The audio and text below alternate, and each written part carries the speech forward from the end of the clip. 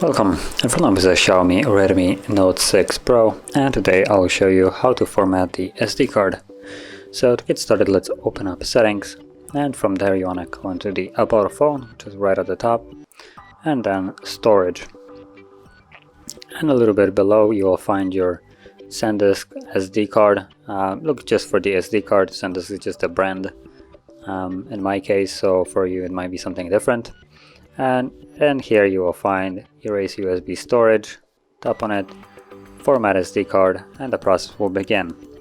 So this takes only a couple minutes, and once it's finished, all the data from the card will be gone, and the card is ready to be used once more, as it is right now. So tap on done and you're finished.